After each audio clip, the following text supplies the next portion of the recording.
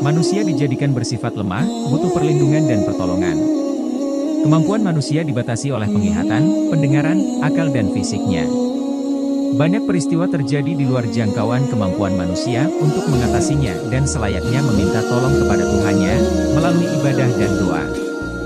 Janganlah pernah putus asa jika Tuhanmu adalah Allah. Cukup ketuklah pintunya dengan doamu yang tulus.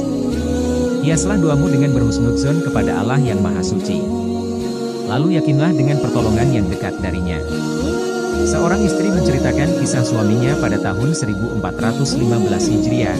Ia berkata, "Suamiku adalah seorang pemuda yang gagah, semangat, rajin, tampan, berakhlak mulia, taat beragama, dan berbakti kepada kedua orang tuanya. Ia menikahiku pada tahun 1390 Hijriah. Aku tinggal bersamanya, di kota Riyadh, di rumah ayahnya sebagaimana tradisi keluarga-keluarga Arab Saudi. Aku takjub dan kagum dengan baktinya kepada kedua orang tuanya. Aku bersyukur dan memuji Allah yang telah menganugerahkan kepadaku suamiku ini. Kami pun dikaruniai seorang putri setelah setahun pernikahan kami. Lalu suamiku pindah kerjaan di daerah timur Arab Saudi. Sehingga ia berangkat kerja selama seminggu, di tempat kerjanya, dan pulang tinggal bersama kami seminggu. Hingga akhirnya setelah 3 tahun, dan putriku telah berusia 4 tahun. Pada suatu hari yaitu tanggal 9 Ramadan tahun 1395 Hijriah tatkala ia dalam perjalanan dari kota kerjanya menuju rumah kami di Riyadh ia mengalami kecelakaan, mobilnya terbalik. Akibatnya ia dimasukkan ke rumah sakit, ia dalam keadaan koma. Setelah itu para dokter spesialis mengabarkan kepada kami bahwasanya ia mengalami kelumpuhan otak. 95% organ otaknya telah rusak. Kejadian ini sangatlah menyedihkan kami, terlebih lagi kedua orang tuanya lanjut usia.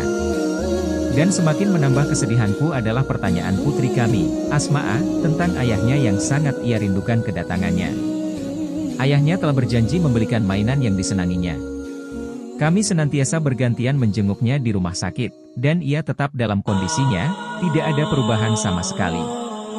Setelah 5 tahun berlalu, sebagian orang menyarankan kepadaku agar aku cerai darinya melalui pengadilan, karena suamiku telah mati otaknya, dan tidak bisa diharapkan lagi kesembuhannya. Yang berfatwa demikian sebagian syaikh, aku tidak ingat lagi nama mereka, yaitu bolehnya aku cerai dari suamiku jika memang benar otaknya telah mati. Akan tetapi aku menolaknya, benar-benar aku menolak anjuran tersebut. Aku tidak akan cerai darinya selama ia masih ada di atas muka bumi ini. Ia dikuburkan sebagaimana mayat-mayat yang lain atau mereka membiarkannya tetap menjadi suamiku hingga Allah melakukan apa yang Allah kehendaki. Aku pun memfokuskan konsentrasiku untuk mentarbiyah putri kecilku. Aku memasukkannya ke sekolah tahfiz Al-Quran hingga akhirnya ia pun menghafal Al-Quran padahal umurnya kurang dari 10 tahun. Dan aku telah mengabarkannya tentang kondisi ayahnya yang sesungguhnya. Putriku terkadang menangis tatkala mengingat ayahnya, dan terkadang hanya diam membisu. Putriku adalah seorang yang taat beragama, ia senantiasa sholat pada waktunya, ia sholat di penghujung malam padahal sejak umurnya belum 7 tahun. Aku memuji Allah yang telah memberi taufik kepadaku dalam mentarbiyah putriku, demikian juga neneknya yang sangat sayang dan dekat dengannya, demikian juga kakeknya rahimahullah. Putriku pergi bersamaku untuk menjenguk ayahnya, ia meruqyah ayahnya, dan juga bersedekah untuk kesembuhan ayahnya. Pada suatu hari di tahun 1410 Hijriah, putriku, kini berusia 19 tahun, berkata kepadaku, "Ummi, biarkanlah aku malam ini tidur bersama ayahku." Setelah keraguan menyelimutiku akhirnya aku pun mengizinkannya. Putriku bercerita, "Aku duduk di samping ayah, aku membaca surat Al-Baqarah hingga selesai.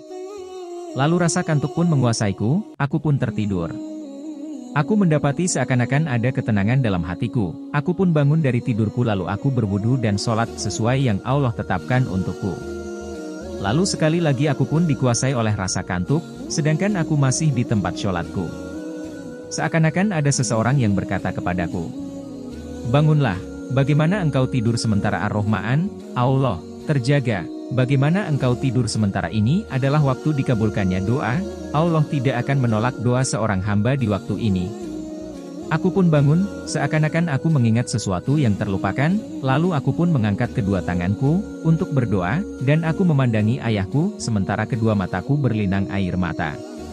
Aku berkata dalam doaku, 'Ya Rabbku, ya Ahayu, yang maha hidup, ya Azim, yang maha agung, ya Ajabbar, yang maha kuasa, ya Akabir, yang maha besar, ya Amutail, yang maha tinggi, ya Ar-Rahman, yang maha pengasih, ya Ar-Rahim, yang maha penyayang. Ini adalah ayahku, seorang hamba dari hamba-hambamu. Ia telah ditimpa penderitaan dan kami telah bersabar. Kami memuji Engkau, kami beriman dengan keputusan dan ketetapan-Mu baginya. Ya Allah, sesungguhnya ia berada di bawah kehendak-Mu dan kasih sayang-Mu, wahai Engkau yang telah menyembuhkan Nabi Ayub dari penderitaannya, dan telah mengembalikan Nabi Musa kepada ibunya. Yang telah menyelamatkan Nabi Yunus dari perut ikan paus, Engkau yang telah menjadikan api menjadi dingin dan keselamatan bagi Nabi Ibrahim, sembuhkanlah ayahku dari penderitaannya. Ya Allah, sesungguhnya mereka telah menyangka bahwasanya ia tidak mungkin lagi sembuh. Ya Allah, milik-Mu lah kekuasaan dan keagungan. Sayangilah ayahku, angkatlah penderitaannya. Lalu rasa kantuk pun menguasaiku, hingga aku pun tertidur sebelum subuh. Tiba-tiba ada suara lirih menyeru, "Siapa engkau? Apa yang kau lakukan di sini?" Aku pun bangun karena suara tersebut, lalu aku menengok ke kanan dan ke kiri, namun aku tidak melihat seorang pun. Lalu aku kembali lagi melihat ke kanan dan ke kiri, ternyata yang bersuara tersebut adalah ayahku. Maka aku pun tak kuasa menahan diriku, lalu aku pun bangun dan memeluknya karena gembira dan bahagia, sementara ayahku berusaha menjauhkan aku darinya dan beristighfar.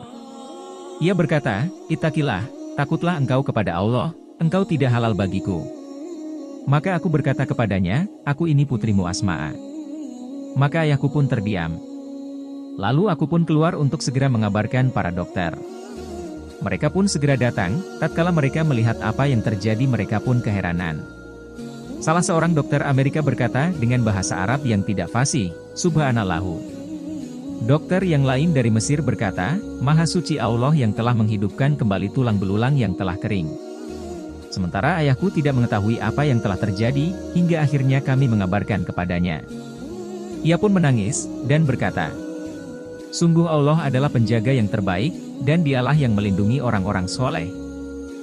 Demi Allah tidak ada yang kuingat sebelum kecelakaan kecuali sebelum terjadinya kecelakaan aku berniat melaksanakan sholat duha, aku tidak tahu apakah aku jadi mengerjakan sholat duha atau tidak." Sang istri berkata, "Maka suamiku Abu Asma'a, akhirnya kembali lagi bagi kami sebagaimana biasnya yang aku mengenalinya, sementara usianya hampir 46 tahun. Lalu setelah itu kami pun dianugerahi seorang putra, alhamdulillah sekarang umurnya sudah mulai masuk tahun kedua. Maha suci Allah yang telah mengembalikan suamiku setelah 15 tahun, yang telah menjaga putrinya, yang telah memberi taufik kepadaku dan menganugerahkan keikhlasan bagiku hingga bisa menjadi istri yang baik bagi suamiku, meskipun ia dalam keadaan koma. Maka janganlah sekali-kali kalian meninggalkan doa, sesungguhnya tidak ada yang menolak qodho, kecuali doa, barang siapa yang menjaga syariat Allah maka Allah akan menjaganya. Jangan lupa juga untuk berbakti kepada kedua orang tua, dan hendaknya kita ingat bahwasanya di tangan Allah lah pengaturan segala sesuatu, di tangannya lah segala takdir, tidak ada seorang pun selainnya yang ikut mengatur. Ini adalah kisahku sebagai ibroh, pelajaran. Semoga Allah menjadikan kisah ini bermanfaat bagi orang-orang yang merasa bahwa seluruh jalan telah tertutup, dan penderitaan telah menyelimutinya, sebab-sebab dan pintu-pintu keselamatan telah tertutup. Maka ketuklah pintu langit dengan doa, dan yakinlah dengan pengabulan Allah. Demikianlah, alhamdulillahirobbil a'alamin.